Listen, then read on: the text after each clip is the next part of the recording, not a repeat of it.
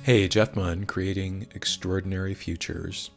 This week I want to share an email that I got from a founder, someone I've been in conversation with now for a while, and he shared with me that he wanted to talk, but he added, I am so overwhelmed with work right now that all I can do is work.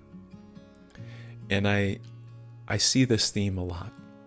I got in a conversation with a founder I had probably a year ago at this point, that person told me he makes about 300 decisions a day, that his team relies on him for everything. I have worked with people who have been working to the point of exhaustion, have been working to the point of ignoring their relationships, have been working to the point of developing health issues. Does that resonate? It doesn't have to be that way. I want to give you two examples. One, a sales leader who I worked with probably 4 years ago at this point. She had responsibility for a big chunk of the sales in a multi-billion-dollar organization. She, when we were starting together, was working 60, 70-hour weeks. She was busy, she was overwhelmed, she felt like she was always fighting fires. Within the span of a few months, not only did we create, I would say somewhere between 20 to 30 hours on her calendar, meaning that her workload went from, let's say, 70 hours down to 40. It was actually probably less than 40. But she had the time to think about the next role that she wanted in the organization and going about and creating that role. And she did that.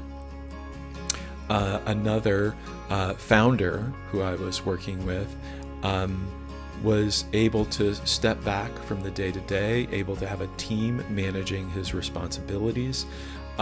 He actually got to the point of getting bought by another organization and is now working his way up in that organization. I can think of a third owner who he has almost no day-to-day decision-making responsibilities. He has a team running things for him. The business is more successful than he ever imagined it would be. He is more financially successful than he ever imagined he would be.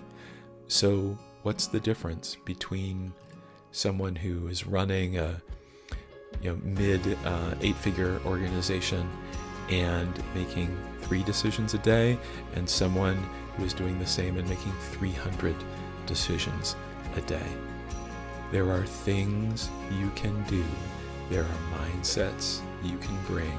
There are things you can let go of. And this is all very possible. And if this resonates with you, let's talk. I would love to hear about your situation.